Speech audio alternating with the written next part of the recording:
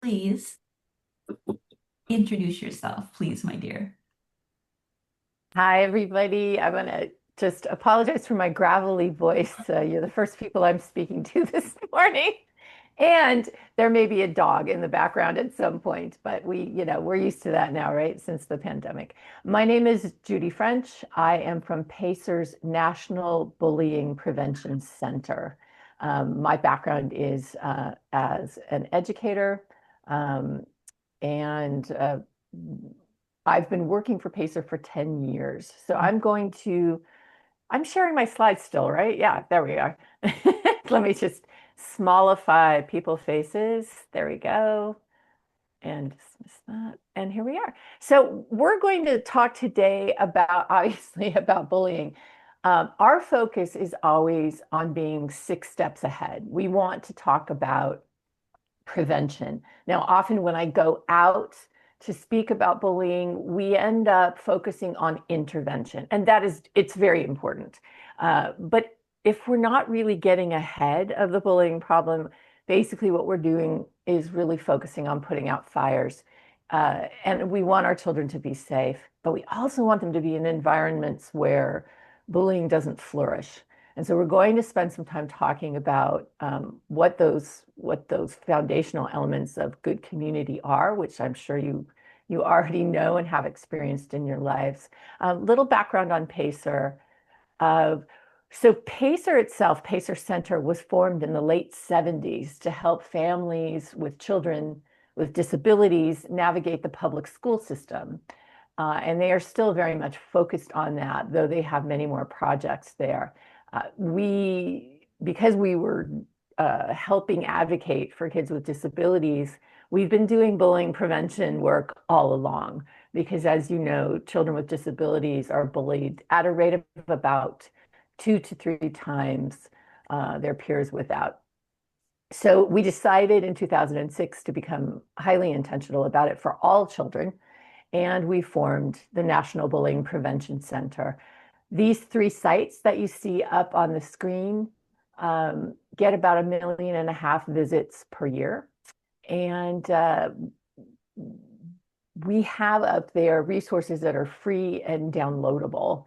They are based in research, so we don't do the research ourselves, but we go out and find what we consider to be the best peer-reviewed research and turn it into content that people can access. And by that, I mean understand and really use and apply to, whatever they're doing in their lives, whoever they're caring for. So the site on the left is for adults, mainly. It's not inappropriate for kids, but has a huge microsite for parents there, many things for professionals, and lots of information. The middle site is right there in the middle is for middle and high school students, developmentally and content appropriate for that age.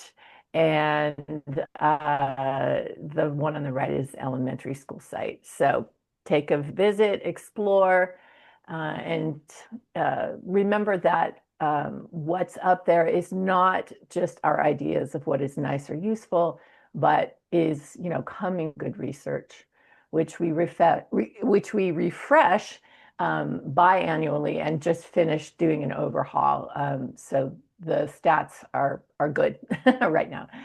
All right, so I'm going to use the word student throughout this presentation to just mean kids of any age. That's the language we use. We always refer to uh, the children and teens as students. It's just a shorter handle there for that. But this statistic has always just floored me. And I used to think actually there was no way that this could be real, but it is. Uh, Children are aware when they are in a community, and most often this we're going to say that we're focusing on what happens at school, but it could be a team, it could be a dance group, it could be any kind of community, neighborhood. They are aware of what's going on. And so they're sensitive to and are affected by even bullying that is not happening to them, which is why we've really got to focus on the overall environment around kids. And in fact, that is where the research is going now. is what does the community look like? What is the environment, the social pool that these kids are swimming in? So I put this statistic up early because it sounds so incredible, but it's true. Kids are sensitive. And that is another reason why, as adults, we need to be connected to Kid World via good communication channels. If we're not communicating effectively, and by that I mean listening and keeping our antenna up as to what's going on, we're going to miss. We're going to miss what's happening in Kid World, in student land. All right, so we're going to look at what we need to do out in community to help everybody understand what bullying is, what it isn't, and what harassment is, and what the differences are between that and conflict. These pieces are still very much needed all the way around adult world, because it is, in the end, adult responsibility to resolve problems with bullying, but also to lay the groundwork for good relationships and healthy relationships in the community. And so we really need to still get out there and educate adults about what's going on here. The research says that the adult response to a report of bullying is so variable that kids basically don't trust what we say.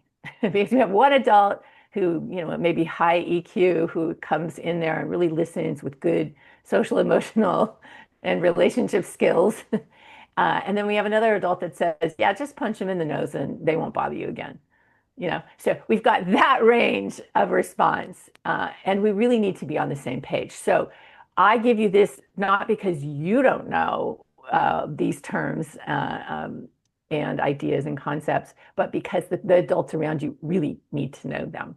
So we'll go through and hopefully be on the same page. And we're going to talk about our advocacy, and then core value of PACER, no matter what the child is capable of expressing verbally or in any other way, teaching them self-advocacy. Because if bullying takes the power away from a child, self-advocacy helps them get the power back. So really important that we're teaching that. And then the role of the community, because it is not just one person's responsibility to fix or resolve a bullying situation. All right. If you see a picture of a document on these slides, it's because it exists up on the website. This will be under the publications heading, under the information tab. These views and myths that are up there right now, you have heard them all. They are baldly kind of awful in their own way, even though they sound to some people as the perfect truth, right? Bullying's not a natural part of childhood. Absolutely not. It is a learned social behavior, a learned behavior. And of course, among thinking people right away, you say to yourself, well, how in the heck are they learning it? So we as humans learn social behavior through viewing social behavior, positive and negative. So bullying is one of those things that kids are learning by watching and seeing what works out there. If I have power, how do I use it? And of course, they're not thinking in those terms, but that's how it works out.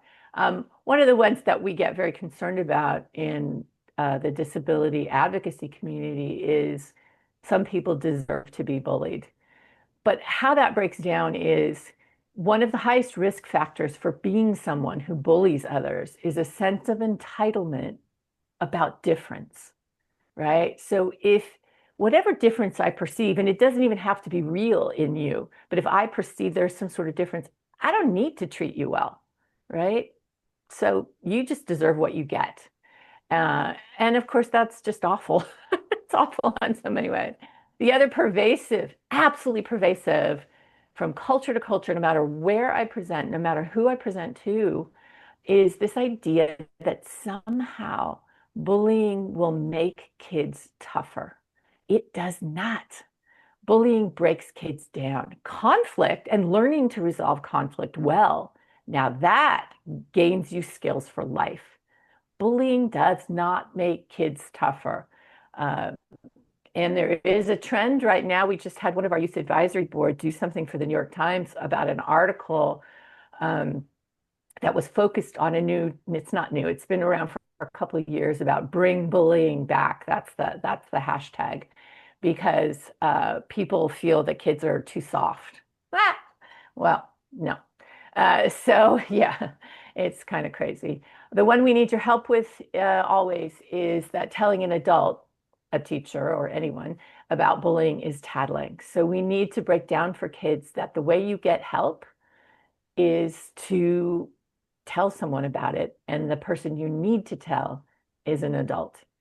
That's why it's so important that we all go out there and educate adults how to respond carefully, because adults can make a bullying situation much worse, and kids are very clear on that. So we've got to really be careful about how we respond. But silence does not favor the target. So they've got to speak up. All right, here we go.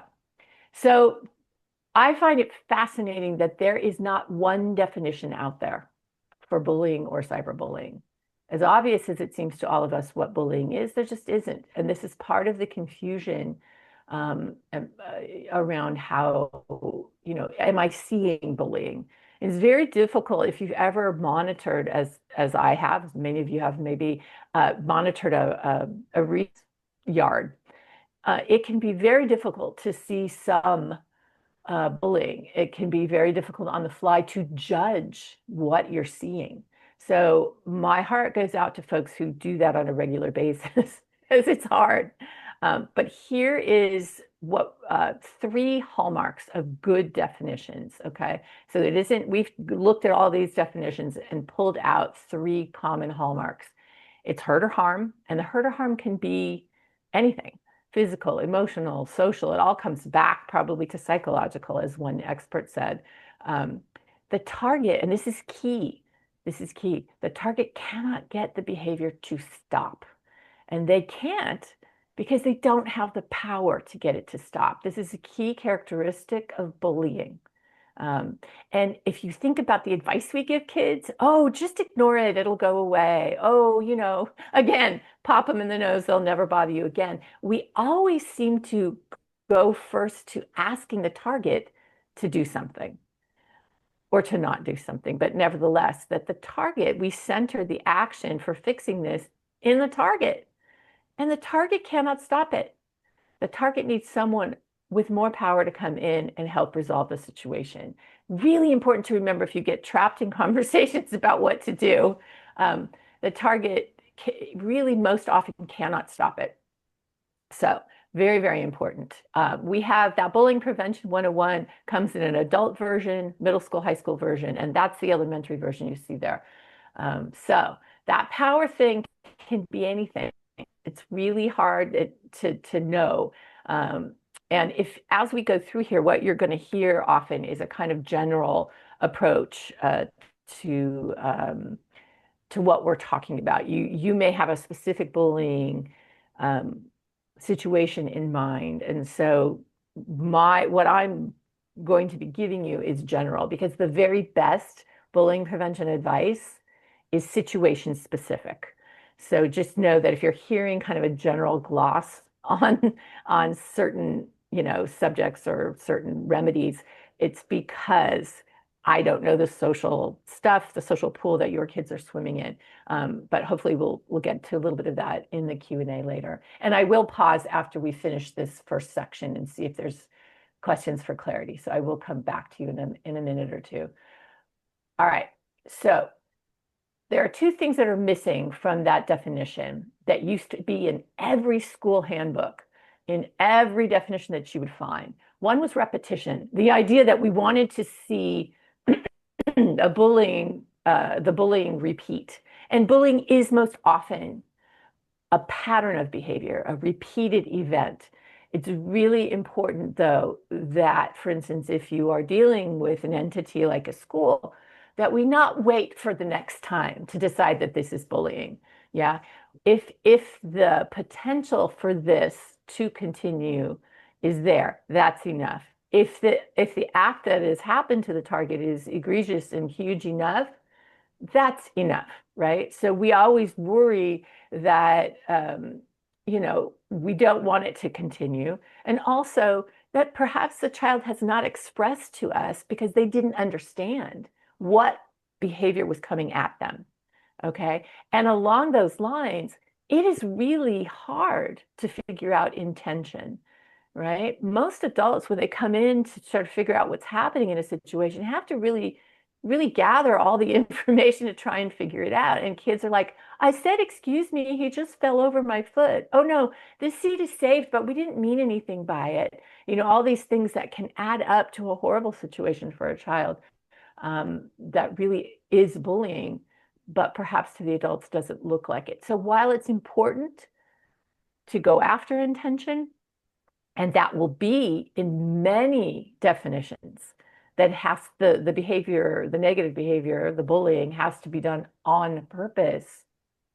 It is very difficult to divine that. And what happens is then, the school has to get all NCIS about the situation and do detective work. In the meantime, we can see the impact on the behavior of the target, right? They don't want to come to school anymore. They don't want to ride the bus anymore. They don't want to do an activity that they loved to do before because something's happening on the team. And perhaps they've been a student who achieves, and now the grades go down. So we need to look at impact. Like if a child is crying in the corner, surely something has happened.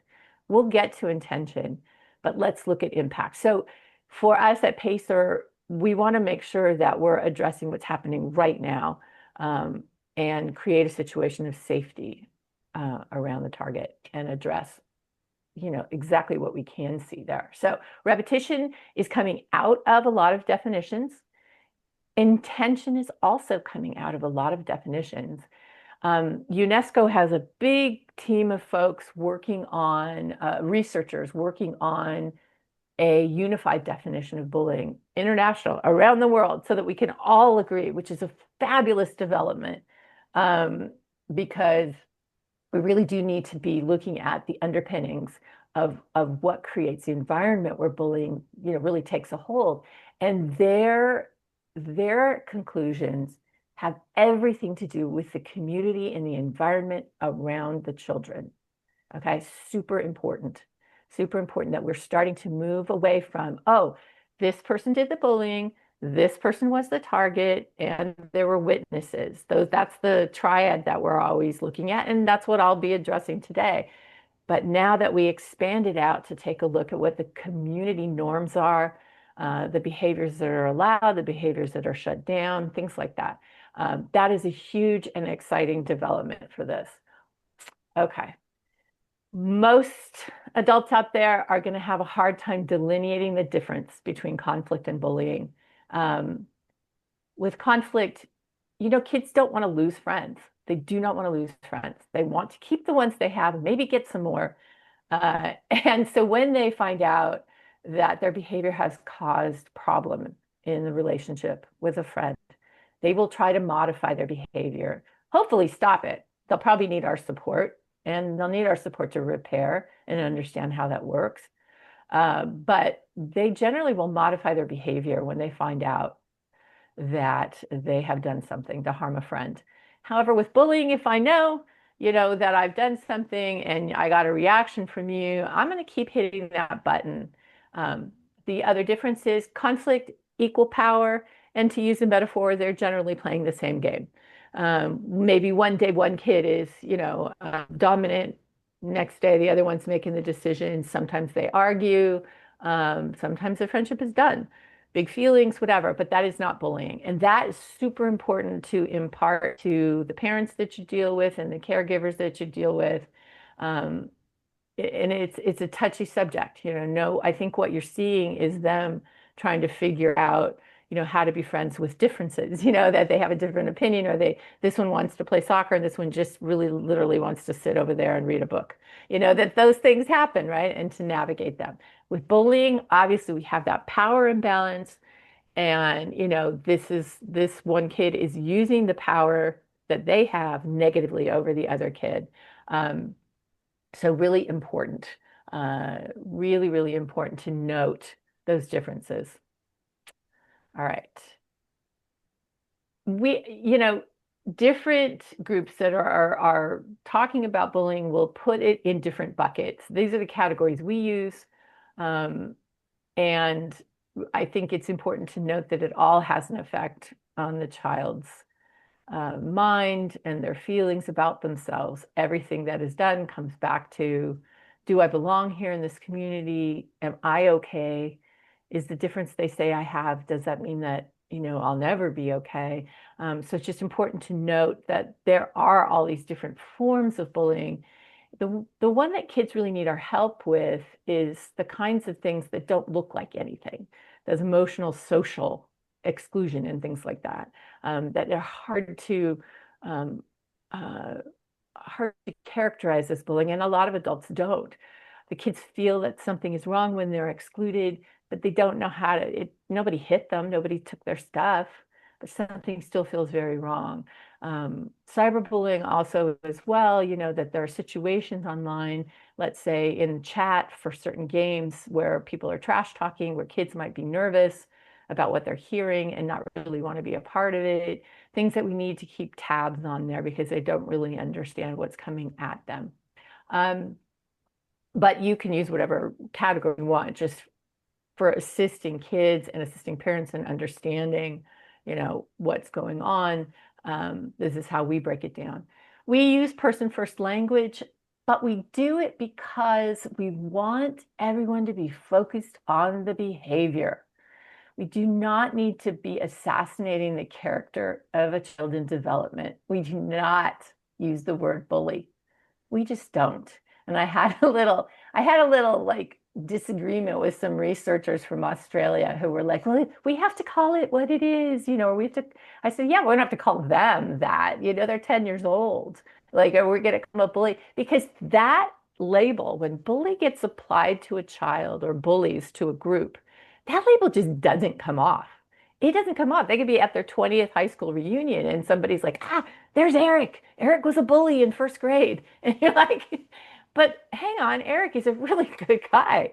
We need to be telegraphing to kids and to everybody that bullying is a behavior. Behavior can change. I'm not saying it's easy. I'm not saying it happens all by itself. I'm saying that we are telling children when we call them bullies or victims that there's something immutable, something unchangeable about what's happening there. We need to say, no, no, no. This behavior that's happening right here, we're going to put our heads together. We're going to come up with a plan, and we're going to make sure this situation changes because it can change. They say right now that among teens, there's a deficit of hope. I'm here to tell you, we need to be working on our messaging going out there that kids know, I know things look messy out there. They look difficult. We're going to figure it out. Yeah. And I'm here and you're not alone. Right. So this is what we do with our language. It does make your sentences kind of gobbledygooky. I realize that. But it is really important to get. And if you get trapped in a discussion where people are flinging, bully, victim, this kind of stuff around, you just don't have to say a thing. Just you change your language. Yeah. And that says a lot to folks. In terms of risk factors, we know that kids are at a higher risk for being bullied who are reactive. So there are certain disabilities where, kids are very sensitive to sound. If a child who is bullying knows that, they might, oh my goodness, my Microsoft Office is like, we're going to update you in 29 minutes. Well, we'll just deal with that when it happens. Yeah, so if I know that, for instance, you're reactive, and if I yell and scream at you that you're going to, sit on the floor with your hands over your ears and cry, I might try that a time or two and see if it's delightful. But it's not a guarantee. Okay, so there are certain disabilities that are come in for a big higher risk.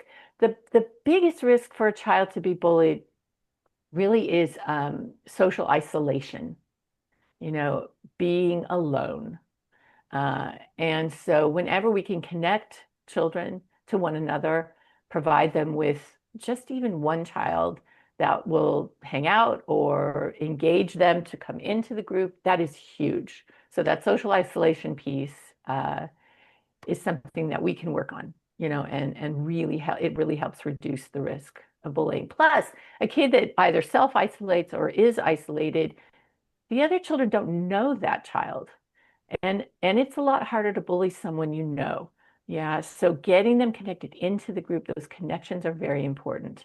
Um, and there are, again, certain disabilities where kids have social skills. They're not, they haven't acquired, things that make it easy to be their friends. We as adults can help scaffold successful social interactions. Uh, that's part of what we do. If you've worked in a school, that's a lot of what we do, more than the subject area teaching. So in terms of being someone who bullies, well, again, that sense of entitlement about difference, really important, to be thinking about how we are portraying those who are different from us. Because again, kids are looking to us to tell them how the world works. Right now, adults are saying, well, it's not working and we don't know what to do. No, we know what to do. And we know in our sphere, in around us, that we have the most influence and we can treat the people around us in the way that that will help kids understand how to deal with difference. And it's really hard and it's quite a challenge right now. I will give that to you. So we used to say that the most common form of bullying was verbal, and it still is very, very common. But there was some research done a few years ago by someone who, Chad Rose, who does research that other folks don't do. And it was a meta-analysis of quite a significant number. I think it was like 14,000 students, middle and high school in southeastern United States. And I find this fascinating because if you cast your thoughts back to middle school, you remember how powerful that idea of belonging or not belonging is. And so we know that when the not belonging tool is used, you don't belong here, that is just as detrimental, just as awful to kids as if they were, getting punched. And in fact, kids, in terms of having interactions with other kids, they prefer something physical happening to this, to having the group tell them you shouldn't be here. It is something that is often difficult to get across to the adults who feel like the kids should just tough it out. But I always say to adults, next time you go into a situation where you don't know anybody, when you walk into the room, ask yourself, what's the first thing I do when I walk into this room where I don't know anybody? You look for somebody you know. Do I belong here? Am I dressed like the other people? I would say that would be my hard on the heels of do I belong here among the humans that are here is am I dressed appropriately? Do I wear the costume of the people here? All of these things, we still do it, and it's still critical to us as well. So this is something to remember, really, that this social exclusion, it's a powerful tool and kids do use it. In fact, now, I mean, the things that kids say, it's not like your mother's ugly. They say things like your mother should have aborted you. You should never have been born. You should go kill yourself. This is what kids are hearing now. Yeah, unequivocally, you do not belong here. You do not belong on the earth. So this is a place that we need to get in and help. All right, I'm going to pause to see if there are any questions. I'll look at the chat. You could also, if you have a burning clarification question, you could also, I'm just going through all your things just to make sure there's nothing in there. You can always let me know and we'll come back. Okay, great. So I'm going to move on, and you know what? Oh, here we go. Sorry, just looking for my little thing. Okay, great. So Judy, could you restate the bullying versus conflict once more? I just want to make sure I have that clear. absolutely. Okay, so I can go back to the slide if you think that's helpful, Mary. No? Okay. Conflict versus bullying. So conflict, the kids have equal power. They're not using their power against each other negatively, though they might have disagreements. They might decide not to be friends anymore, but the generally the power is equal. Yeah, and they are, again, to use the metaphor, they're playing the same game, you know. And one day a child might be dominant over the other. We're going to do this. Oh no, and then the next day it's a resilient relationship where the power is not being used negatively, though they have all of the different colors of friendships and relationships happening in there. Again, uh, they're not bent on hurting one another. They are simply navigating life as we all do, and conflict can look like little arguments, can look like a sharing of authority in the relationship. But generally, the relationship is positive, and the kids are positive as well. They're having a happy experience with it. Um, I used to teach communication skills to girls and their adults, and we focused a lot on what friendship behaviors look like. Um, there are some friendship behaviors where kids disagree, but their disagreement is not rooted in hurting one another. With bullying, um, when a child who's bullying finds out what the trigger is for another child, it could even be that the child just ignores them vigorously.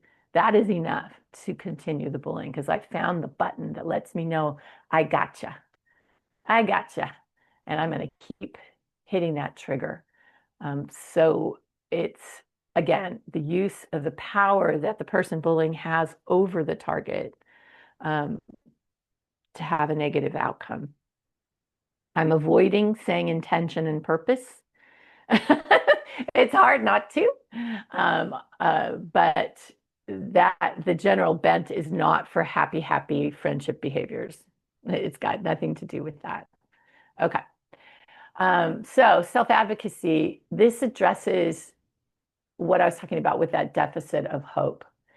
All kids, all people should know they have the possibility to create positive change, that's there. Now, we may not know how to do it. I got trapped in a discussion about this just the other day. What do we do? Very powerful people don't know what to do. Okay, well, I haven't figured it out yet, but we will. We're going to sit down and figure it out. We will. We have to allow for that possibility that change is possible for kids. We've got to telegraph this to them. And then we've got to support them in that process. So here's some reasons. This is up on the Teens Against Bullying page because adults forget this is not simple. My cousin once told me, oh, little people, little problems. And I'm like, not to them. Little people's little problems are huge to them. So all of these things are really valid for kids. This idea that perhaps there'll be retaliation, they are clear on it and they are correct. They are correct. If we're going to advocate for them, we got to be very careful how we do it. We can't go in, mama, papa bear, we do. Nope, because that's that overreaction that makes things worse, and they know it happens. Do not ever give the advice that they should go to the other parent's house and knock on the door. That's not good advice, and it really backfires spectacularly. But there's also quite a lot of shame attached to being bullied. I remember talking to a team of water polo players because we do a lot of that out here. Just these big, strong guys on the water polo team. And there were all these rules, unwritten rules about what you could report on the team. You would never report that your captain had done anything like bullying. You would never do that. And the kid who told me this said, you would be out. And he didn't mean off the team. He meant out of the social world of that team. He also said, if my father heard that I was being bullied, he would be so angry. And I said, what are you talking about? I said, yeah, because I'm not supposed to be bullied. I'm supposed to be able to protect myself. negating all of the stuff I had just told him about the power dynamic. That if he were being bullied, he really couldn't, he doesn't have the power to stop it. But that's the definition his dad had. The definition his dad had is you can prevent it or you can deal with it. And so he's like, I would never tell my dad because if I told him and he found out I was being bullied, that would be bad for me. So all of these things are in play. And that's why we've got to be the kind of adults that show a type of caring that, you know, leads to them reporting to us. And it's tricky. So they want to be able to see that we know what we're talking about. So we're helping them understand what appropriate behavior is, that we're promoting good, positive social behaviors. These are the three that seem to be protective in communities: kindness, acceptance, and inclusion. That we are helping them stay safe, that we're protecting the cultural norms that are safe and healthy. And that our support includes a huge dose of listening and taking in the story. So the toolkit, no surprises. It's pretty obvious. You know, listening, it's the first 99 on that list of 100, really taking in that story. Sometimes we don't get it all at once, as you well know. Sometimes it comes out of order, but that we're there for them in large things like bullying and small things like I had a terrible day because I dropped all my papers in the hallway and people kicked them all over the place. You know, like the little things, the big things, the constant, you know, crankiness about something, whatever. I hear you. I've heard it. What are we going to do? But also that, and I have to tell this to parents often, that they believe the story that the child brings to them and that they're supportive with it. We may get more details later. Okay, we may get some clarifying details and we may go out and get some evidence that there's a little more context here that we didn't get. But in the moment of receiving the story, we can be supportive. And that we're patient. I am not a patient person. I want change. I want it right now. But that we not telegraph that out, other than to say to the child, we can do something and we're going to figure it out together. Okay. And see how that works. A situation that centers you, the target, or you, the person who's bullying and wants to fix the situation, or you, the witness who feels powerless when your friend is being hurt or hurting others. I have a lot of kids that write into the advice column to say, I know my friend is bullying and I don't like it and I don't know how to get them to stop. What do I do? Kids are sensitive to all of that. And so that we explore what they want to do to make the situation better. One of the tools that we have, and it comes with a parent and educator guide that goes with it. So it's the Student Action Plan Against Bullying, and it's great. It really is quite a simple process. There's nothing wild or revolutionary here. It's simply, what have you seen? Tell me about it. And you may not get that first. You may not get that at all. But you can guide the child to like give some details here without being, you know, detective on it. You just, yeah, tell me what's happened. And then that magic step, step number 2, which helps promote and teach self-advocacy, is if this situation were better or different, what would it look like? So the child is answering this for them. We know that centering a child in the solution creation, we get better solutions. And we need to keep promoting that with other adults. Yeah. What does your child want? What does the child want to have happen here? Because most targets of bullying, they just want the bullying to stop. They don't want the other child or children to be punished, not just for retaliation purposes, but just for the general sort of sense of belonging in the community. If you vilify and demonize the kids who've been doing the bullying, that's its own problem there. The kids who are being bullied want the bullying to stop. How can we get that done? And so that's why we need to listen to them. What do you see? What does it look like when the situation's better? And then their voices are in the solution creation. If we get to step 3, kids, targets are not too happy with that because then we have to involve other people. And this gets tricky and where we as adults have to be careful. Every school has, a protocol and process for reporting. They should. That's in most state law and policy. But sometimes folks on the ground at that school may not have a clear idea of the reporting.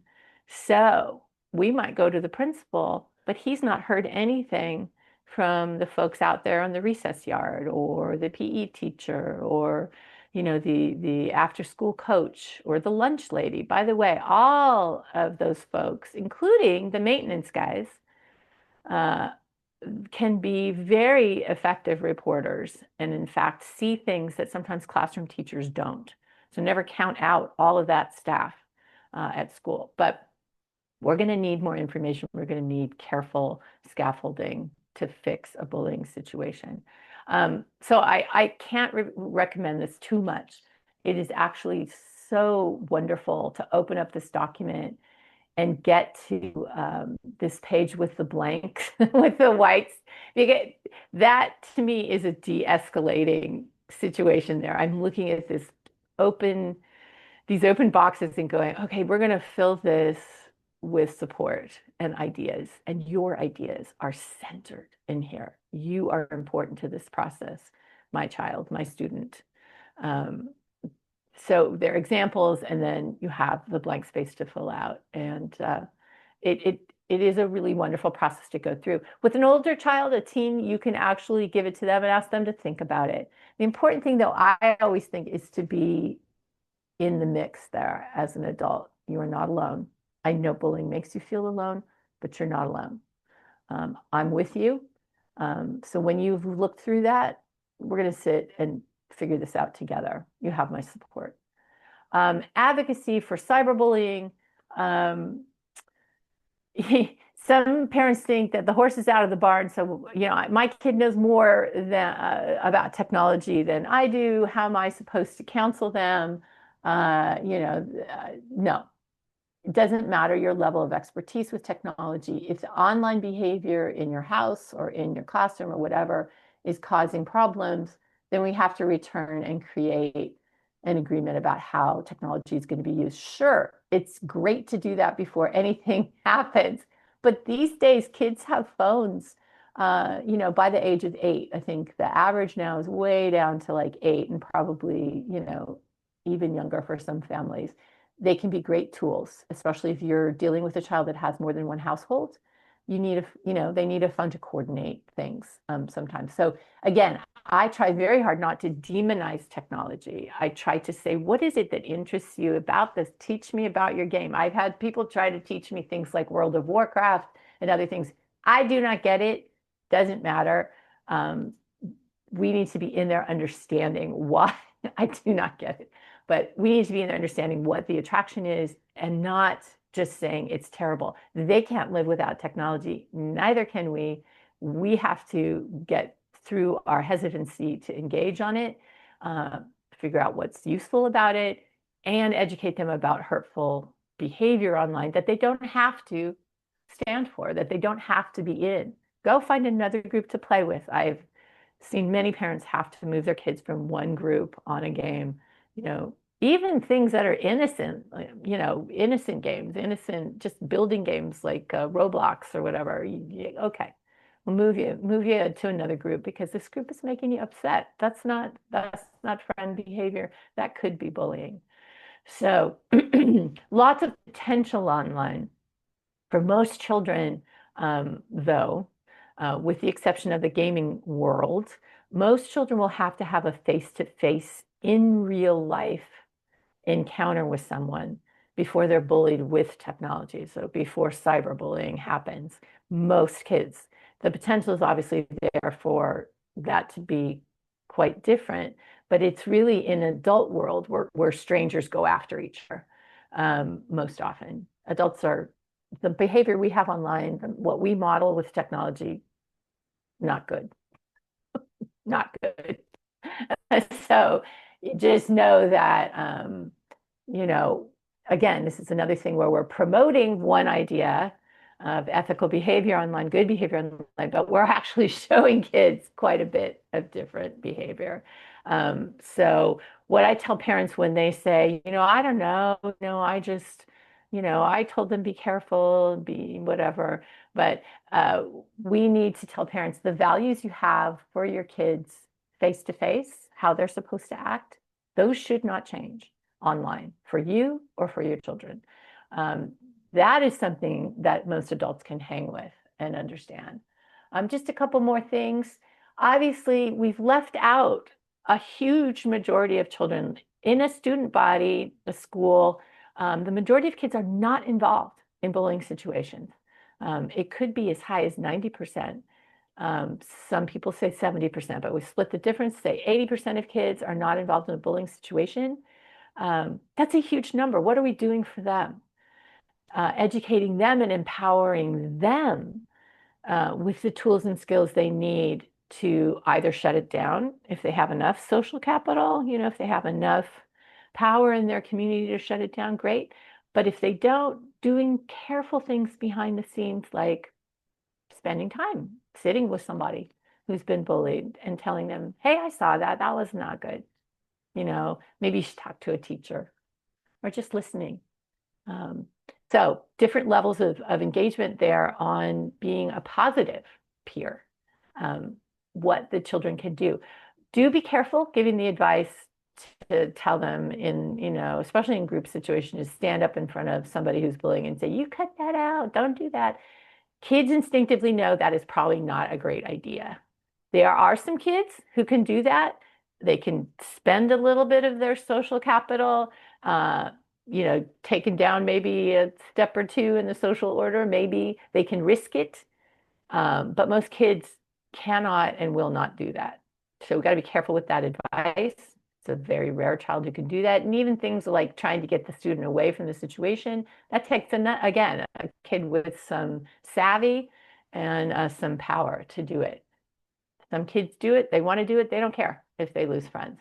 But you got to know the kids you're dealing with, and you got to know the social pool that they're swimming in. It is not just one person's responsibility to stop bullying or to prevent it. It's all of us, and it's adults. It's an adult issue to work on, to resolve, to lay the groundwork for a community that is healthier. So it's never the child's responsibility in a bullying situation to stop it. And it's not their responsibility on the prevention side either. They need us to scaffold a situation where they are gaining positive social skills. They can see what those look like. What's an active difference? Good God, active acceptance of difference. What does that look like? Because that's super abstract. How are you going to make that concrete for kids? Because most adults right now are not showing that very well at all. What does it look like? Is it okay for me to hate this other person or treat them disrespectfully because we will never agree? Tough one. Inclusion, kindness, a little bit easier. It's tough stuff, man. But we've got to be showing them, what does that look like all the time, intentionally. And long-term, these, again, are the 3 behaviors that research is saying are protective. Now, we're going to find 100 other things. Bullying is complex, and our response to it has to be equally nuanced.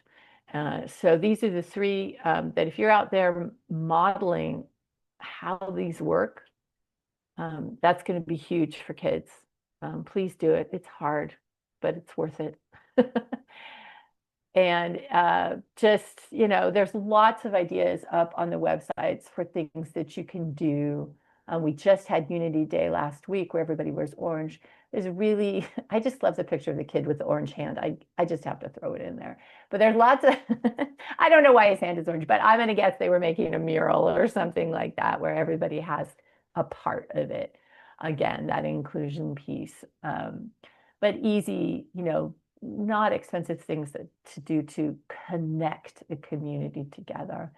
And more ideas up. Oh, sorry, I thought I had another slide there. More ideas up online for you and your communities. So I'm going to stop there and take some questions. And thank you for I got that already. I got that question up there. You can either go into the chat.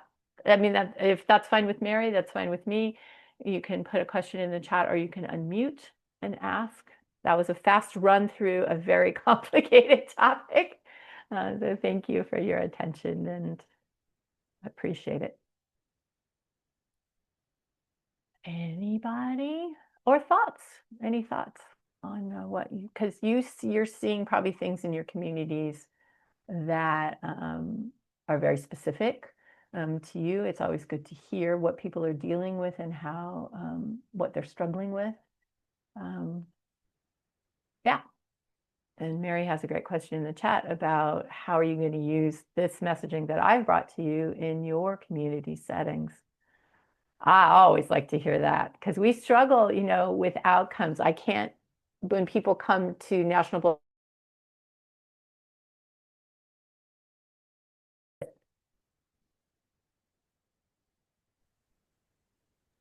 You froze just for a second, so I'm glad you're back. Uh-oh. Judy, when you said that everything's situational, are there guidelines for kind of what steps to go through in assessing and, in quickly kind of dealing with a problem issue? We don't have a good content piece on that other than to say some signs, that adults might want to look for. Actually, that's not true. I'm sorry. The student action plan is good for that. That parent educator guide will help step you through. And you probably are already trained, for some of this receiving of reports. But in terms of the signs for that a child might be being bullied if they're not coming forward, that changes in behavior could be anything from, physical maladies, that come up all of a sudden to changes in eating and sleeping patterns. And then that self-isolation piece and sadly, ideation of self-harm and things like that. So that would be, a first step.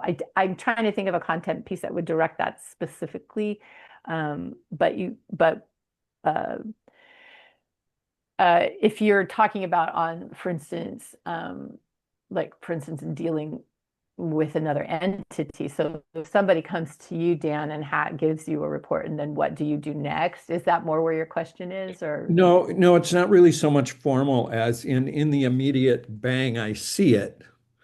Now, how do I deconstruct it? That's great. And that's really tough. And I met a man who was a rec aide. So he was on the recess yard. He was a grandpa. He was raising his second family. So his children's family he was raising. And because of that, he knew the community intimately. Like he knew these kids' parents, right? So he was out there, keeping everybody safe during recess. And he had a gift for seeing what is invisible to a lot of adults. And so when the kids trusted him, and they trusted him because when he saw something or when they came to him to report, he protected their privacy. He protected their anonymity, right, to report. So they'd come up and he'd be like, hey, how's it going? Oh, Mr. Freddie, the fifth graders are taking money from the first graders again. And he'd be like, okay, all right, thank you. And, oh, have a good day, go play. Happy, happy, joy, joy. Anybody watching would not have seen a report of bullying being made. He'd be like this. As long as there's no blood and nobody's on fire, like he would just carefully, everybody go back in from recess. He'd go to the office and say, here's what's happening. And they would very carefully call the kids in who were doing it. Therefore, the person who reported wasn't immediately with the spotlight of your snitch, because the kids know snitches get stitches. Yeah. So So he was very careful, and he was a genius. As far as I was concerned, he was a genius, highest EQ possible. He could see this. He would know where the danger zones were. He would try in every way to lessen the exposure for the kids reporting. So we have to create a situation where the reporters don't fall into the bullying dynamic, right? They're just trying to do something good. I love this idea that the fifth graders were extorting money from the first graders. I just thought it was just like, and it was so quiet, nobody could see it, right? They in their own way figured out a way to get something they wanted. They just needed to be retrained for that. But he made sure that he could resolve that situation without it making it worse. And he did that for many other situations as well. He had a whole rubric that he invented himself just to be kind to all the players in the situation. Just a genius. I hope that gives you a little example, a little analog there for that.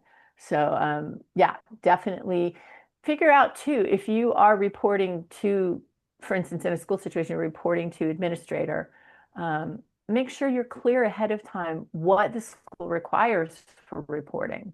When you are, I mean, I'm assuming all of us here are mandated reporters.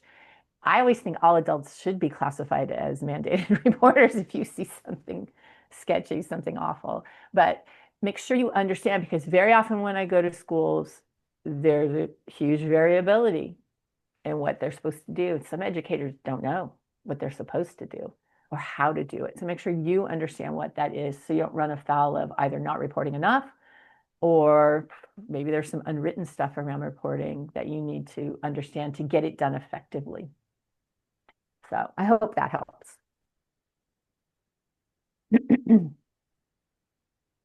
I only can see if there's anything in the chat. Okay. All right. There is a ton of information up on the website. Again, it's based in research. I think it's very interesting to look at the statistics page and see, get some grounding there as recent as we can make them with peer reviewed research, which lags a little bit. So it's as recent as we can make it. It's as post-pandemic as we can make it. I think it's a useful orientation if you're presenting.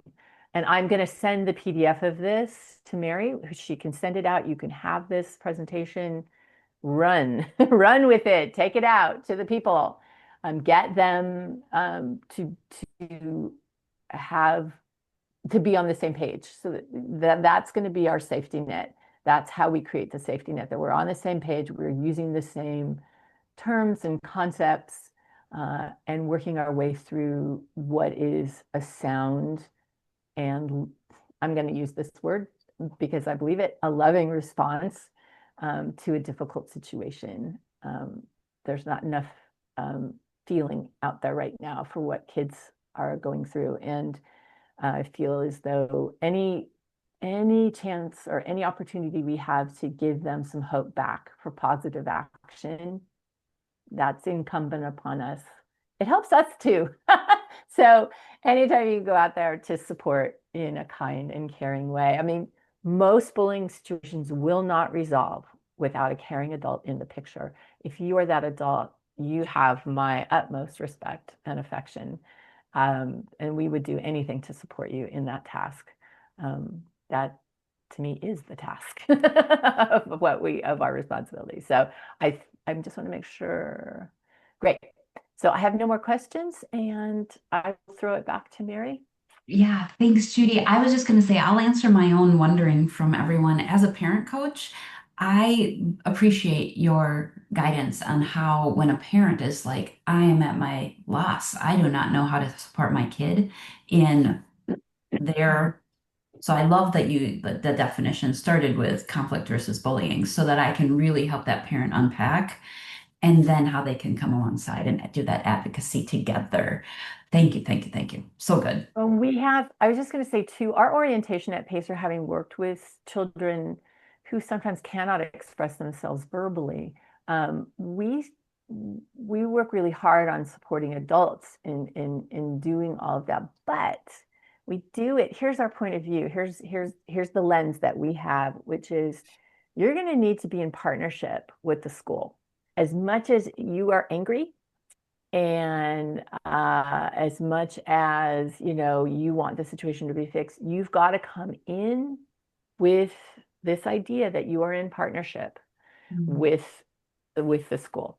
That's where you're going to get the most play. That's where you're going to get the most action. And not only that, you're going to have to be super persistent, even with that mindset of partnership, super persistent to get things done. Most schools, most public schools are understaffed, especially for things like, special education right now.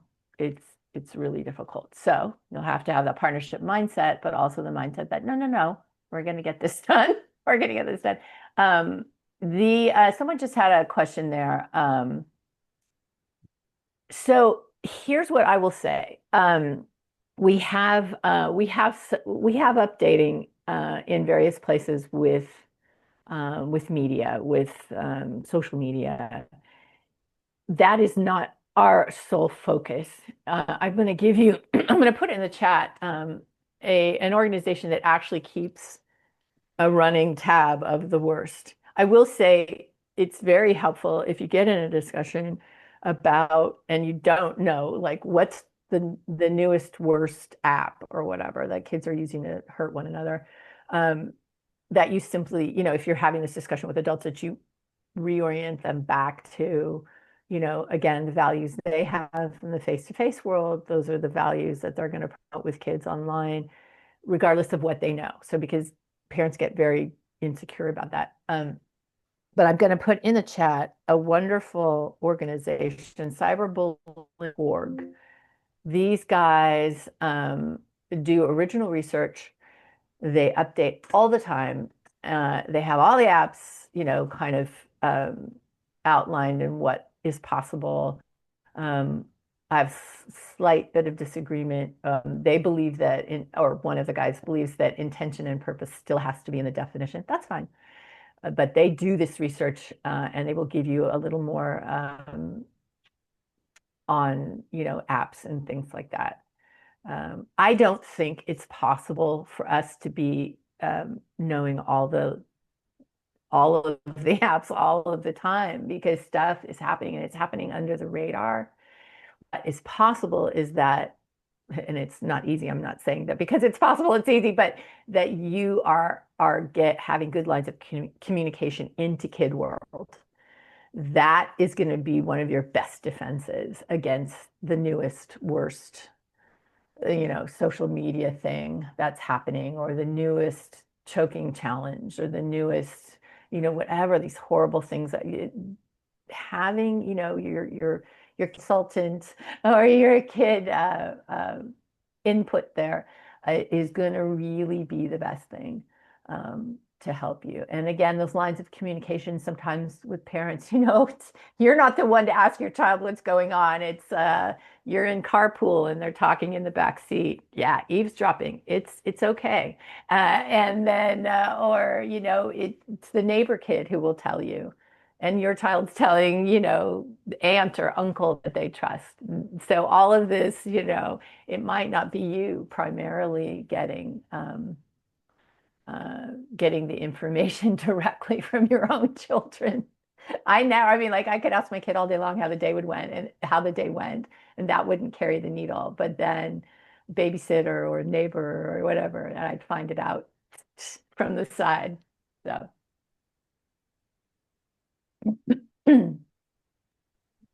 Thank you so much. Anyone have any other wonderings, questions? We have Judy for, a few more minutes. So I'd love for you to use her expertise and tap her knowledge.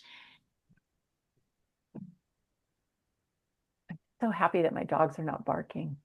And your computer didn't fail or update, excuse me. No, I know. It could happen any minute. Yeah, I'm not actually even getting any. It's going really well. I know. Okay.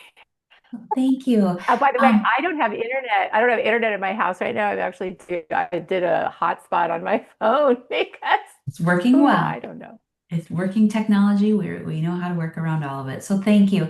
Um, Friends, if you have other wonderings, questions, you can email me and I'll see what I can do about staying in touch with Judy and Pacer here in Minnesota too, right? So 'cause remember, she's in California.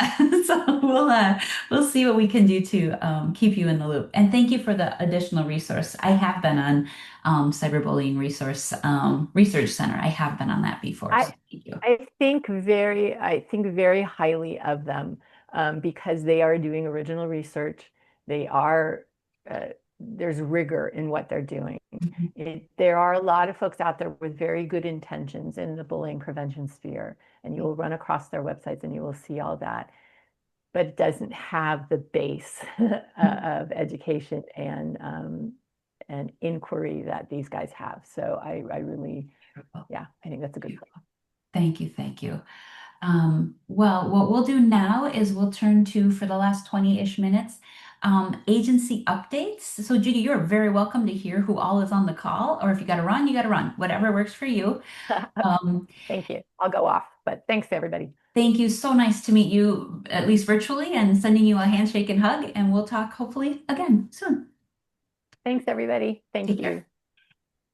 So what I have found works well for agency updates is one, before we go there, I want to remind you we do have a meeting on November 25th is our next meeting. So please mark your calendar. Becca will send the invite, I think like 2 weeks in advance, Becca. But yeah, let's go around and who you are, agency updates. What I found last time when I do this is that when I do this, I just call on people. So you all can be like, oh, thanks a lot, Mary, or whatever works.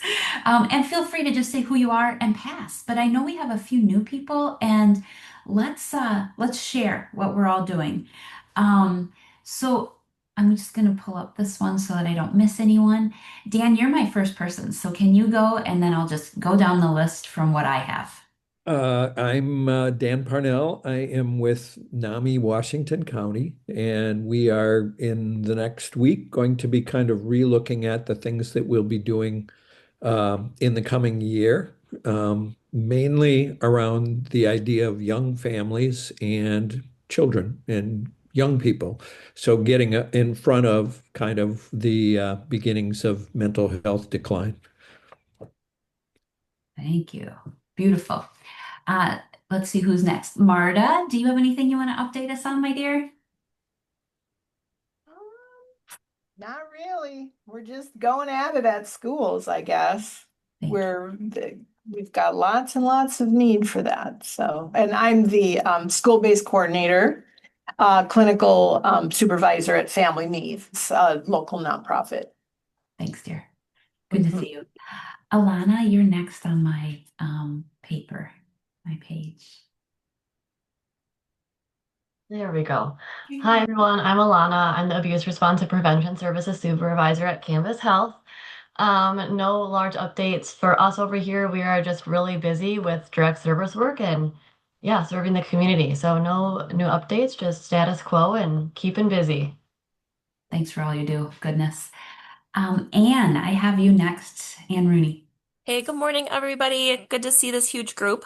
My name is Ann Rooney. I work with Washington County Jail Social Work Program and mental health outreach for Washington County.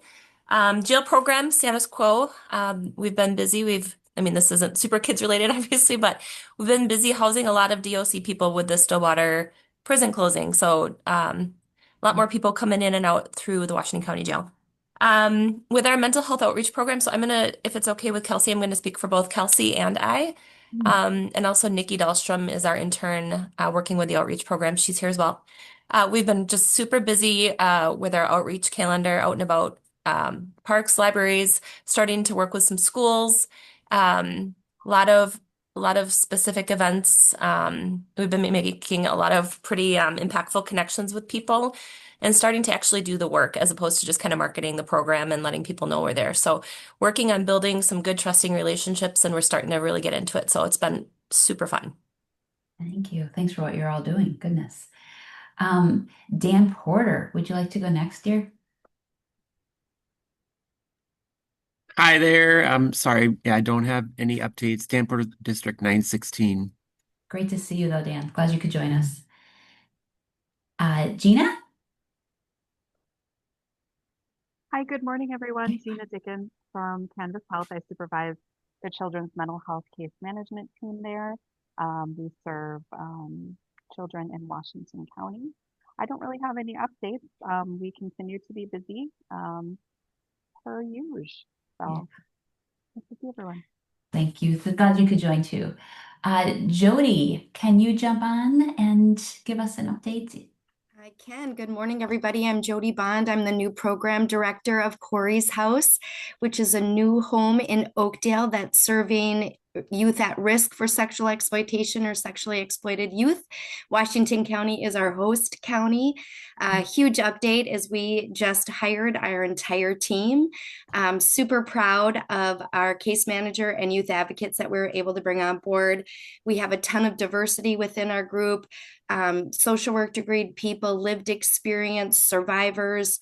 And I just am super excited. We are training our team in November, and then we will be opening our doors December 1st.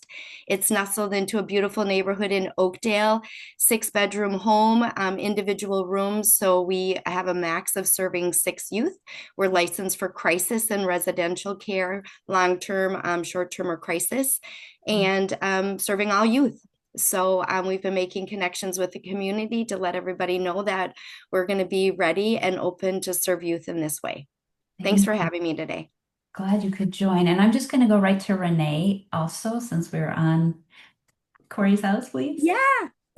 Thank you, Mary. And what a joy it is to be back on this call with all of you. I had the pleasure to be invited as a guest I think it's been more than 2 years ago that this has been 7 years in the making. So to be at this point now where we are ready to start serving youth is super exciting. Thank you. Glad to have you. And I hope you can join as often, and we'll keep learning with and from you all. Thanks. Jasmine, you're my next person on running down the list. I think she's here. They're here. Jasmine, I might come back to you. Janelle, do you have, can you introduce yourself and share? Yeah, there's 2 things I'd like to share, and one is that NAMI is sponsoring or at least being at an event at Mahtomedi High School on November 5th, where the high school students are going to have a presentation about ending the silence by Renee LeBlanc, and then we're going to be at a table during the lunch hour in Mahtomedi High School. And the second thing is that I am been facilitating a discussion about Our Stigma podcast, which is by Seth Perry, organized by him, but there's a discussion that goes along with it. And I have a small group of women at Trinity who have been discussing that. We met last week and we have 3 more coming up, and it's exciting. And we're trying to figure out if there's anything we can do moving forward. Maybe it'll be more awareness, if, hopefully even more than that. But those are my 2. Great. Janelle, offline, let's you and I have a conversation. I'd love to know how that goes for you, please. Okay. Thank you. Good. Thanks so much. Jennifer. Hi, good morning. I'm Jennifer Andrews with Stillwater School District and Community Education, and we are busy, hopefully this morning, uploading our winter catalog. But I wanted to let people know, watch for that. We have a lot of mental health offerings. We're partnering with NAMI, and then we also have a facilitator doing some great mental health classes. And we have a grant, so most of them are free. So we would love for you all to take advantage of them. One thing I want to point out, we do have a mental health first aid that's going to be next Monday evening, 5 o'clock to 8:30. And then I believe it's in 2 more, the second session is in 2 more weeks, and that's free. So we have lots of room if anyone's interested. No cost, all the materials are provided, and it's going to be at our high school. And then also Washington County is going to have their resource van there as well. So we've been enjoying that partnership. Great. If you have a flyer for that, would you drop that because then Becca can send out what's coming too. Yeah, I don't have a separate one, but I can see if I can have someone put it together. It's in our catalog, but Awesome. I can send you a link for at least the class. How about that? You're great. Thank you. Yep. Thank Thank you. you. Thanks for all you do. Jess. Oh, did she? Oh, maybe she had to run. Jody, Kathy Welsh. Hello, Kathy Walsh, juvenile probation for Washington County. I don't really have any updates. We are hiring we've hired a new juvenile PO who will be starting hopefully December or January. So her name is Cassidy Wolf. So we're excited to bring her on. That's all I got. Thanks, dear. Good to see you. Thank you. Katie Pape.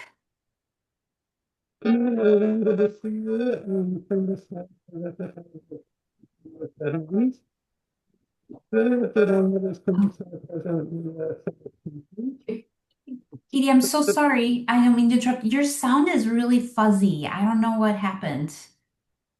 That's Charlie Brown. She's watching the Charlie Brown Halloween show. That's what That's it the sounded teacher. like. Sorry, So Katie. sorry. It's not working. Is it any better now? It's so much better. Thank you, sweetheart. Yes. Awesome. Sorry about that, everyone. Hopefully it gave you a little chuckle this morning. Okay, the only update I have, Canvas Health, I work with all of our child and family programs and ARPS, is that we have our annual fall conference that we team up with the Wilder Foundation to do. And it's with Dr. Raja David, who's going to be training us on collaborative healing and the assessment and attachment. So it's all day long on, let's see, Friday, December 5th. It's over at the beautiful Wilder Building. It's if you go to the Canvas Health website to our events, you can see it and register there. Would love to see any of you there that would be interested in that. Thank you. Thank you. Kelsey.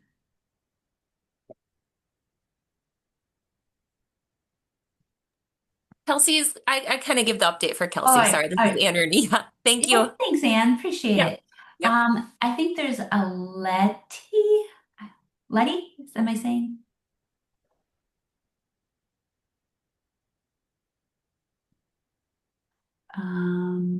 Thank you for that. I'll come back if you will do at the end. Lori, can you jump on?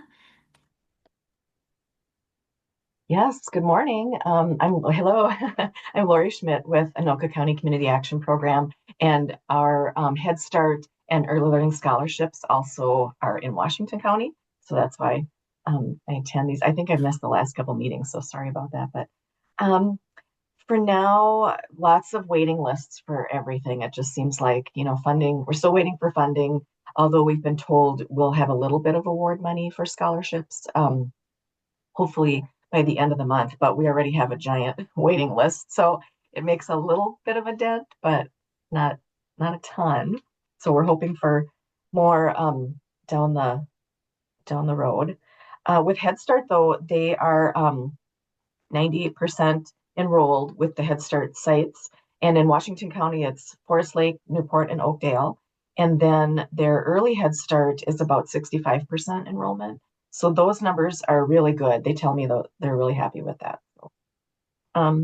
Otherwise, I think I've been attending some outreach events, and I know there's a group in Washington County that hosts the PIT events, the pit stop events. And there was just one in Cottage Grove recently that was awesome.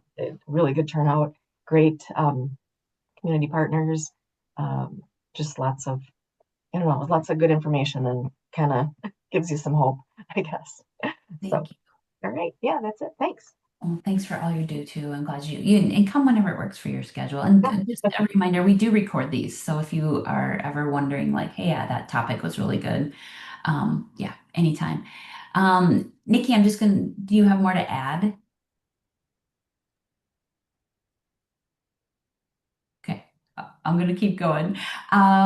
Samantha, can you jump on?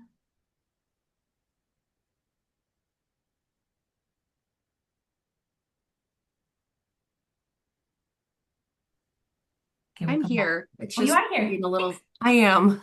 My Zoom is just being slow. I apologize. There it goes. Hi, good morning, everybody. Samantha Axe, Washington County Crisis Response Stabilization Team, and I cover the Forensic Case Management Team. So really the biggest update that I have is just if you guys have questions and want us to provide some support at your schools, or programs for your kiddos or adolescents that might need some crisis stabilization services, reach out. We have capacity. We are taking referrals. So if you have any questions or any need, just reach out and happy to talk about it. Thank you. Thank you. Sheila? Good morning, everyone. I'm Sheila Watercutt, and I'm the Regional Prevention Coordinator for the Seven County Metro Region. It continues to be conference season for me, so I'll be attending a virtual conference tomorrow, and then next week I'll be at the School Behavioral Health Conference. Maybe I'll see some of you there and connect with you. And so I would think next month we could probably give you some updates and insights from that conference. Wanted to remind everybody that next month on November 12th is the Cannabis Summit, which is at St. Thomas. And so registration is required, but if you are available that day, I highly recommend that you attend. There's no cost to attend. And then just also wanted to share, I recently attended a training facilitated by Outfront in St. Paul. And so if we don't already have Outfront representative on Connect, that would be a great connection. Also potential for a presentation or a training for this group as well. So I can share more about that with the leadership team. So Beautiful. That's all I have. Thanks much. And great ideas. Steph, can you jump on? Good morning, everyone. I'm Stephanie Kavark. I'm with Health Partners Lakeview Hospital.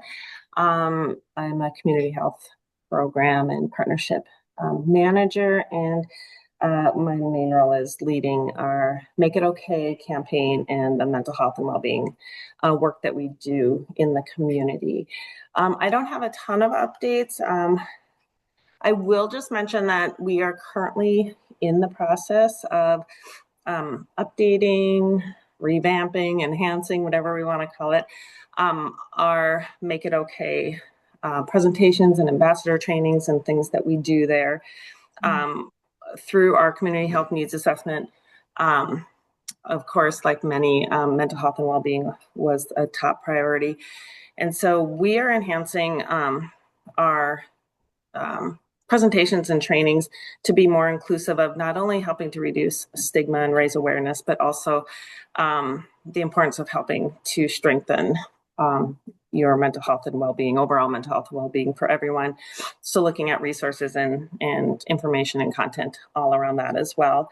So I'm just gonna say, if you currently are an ambassador for this work, in Q1 of 2026, I'm not going to give a date, but sometime between January and March, probably there'll be an updated training for ambassadors and all new ambassadors that want to join us as well. So we do have an ambassador training coming up November 5th. I think that's next Wednesday. If you're interested in becoming an ambassador of Make It Okay, that is probably about it. We're going to be at the NAMI conference this coming Saturday, November 1st in St. Paul at the River Center. I think that's probably about all I have right now. Thank you. Thanks for all you're doing. Is it Tala or Tayla? Tayla? Yeah, it's Taylor. Thanks, sweetheart. I'm sorry. No, you're good. Hi, I'm Taylor. I'm the diversion specialist at the Youth Service Bureau. We don't have any big updates right now. It's been pretty busy here with referrals and things with the school year getting started and all that kind of stuff with kids. So if anyone has any good connections for volunteer opportunities for any of the kids to have community service, always looking for more connections with that as well. So if anyone has any ideas for that, feel free to reach out. Thanks. Good to see you. Thank you. And Tim, I'm down to the last person. Hi, I'm the Executive Director of Lake Center for Youth and Families.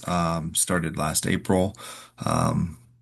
Good to see you guys. Yeah, so we serve Forest Lake and also Chisago County with mental health, diversion, work within elementary schools and do truancy work. So, recently with the wreck in Chisago County, where two vehicles collided, full of teens and two teens passed. We're just, it involves a lot of our staff have kids that go to that school, people on our board. So not only the community, but our folks are struggling. So providing support in the schools. I'm going to hold something this week for families and kids to process. So yeah, just in the middle of that. So if you have any resources or um, folks you think would be helpful to step into this, it kind of takes a unique person who understands grief and how to kind of work with that and support families. So I would love that if you have any. Mhm. Tim, will you drop your email just if somebody, it'll make it faster, I think, if someone has a resource to share with you. Absolutely. Thank you. Hearts go to everyone and care for your team too. I think I missed Maria. Did I miss Maria? And Oh, if, yep. oh, Hi. please, I'm so sorry. Oh, that's okay. My name is Maria Gibbons. I am part of St. Croix Valley's Faith Community Nurse Program, and I don't have anything to add. I was just asked to join by Jennifer Egan Well, from I'm very Lakeview. glad you're here. Thank you. Thank you. Thank you. Thank you. And if I missed anyone else or you thought of another update, we have a couple minutes. Feel free to unmute, share. This is Jess Wyszynski. Can you hear me now? We do. Yeah, thank you. Oh, good. I think my mic wasn't working before. Jess Wyszynski from South Washington County Schools. Um, just wanted to um, update as far as us is we've got a lot of construction going on, and I know a lot of you do push in work into our buildings, and I just want to thank you in advance for your patience as your typical meeting spaces might be moving, or it might take a minute for people to find you a space to meet with kids. We've got a lot of shifting in our smaller office space right now because our priorities were around classrooms and student spaces, and we're kind of figuring out offices and stuff on the back end. So I just appreciate the ongoing patience, and the space will be beautiful when it's done.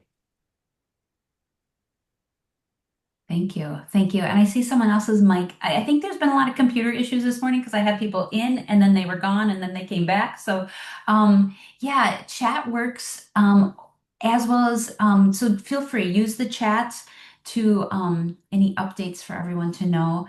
And while you're typing away, hope people can hold on. I'm just going to remind that we have our next large group meeting is November 25th. We do not meet as a large group in December, and then we'll be back again in the new year. But November 25th, same time, 8:30 to 10 virtual. Reminder, we do this meeting twice a year in person, and that'll be coming in the spring. And we just did it in September. That's all right. October, September. So yeah, I was trying to give a moment for any updates in that chat. Yeah, great message today.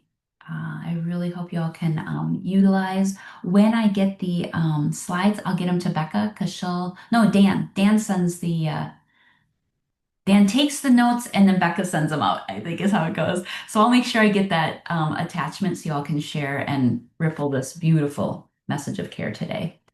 Otherwise, be well. Thank you. Thank you for all the beautiful work you're bringing and doing, and we'll see you in a month. Take care, friends. Thank you. Take care. Take care.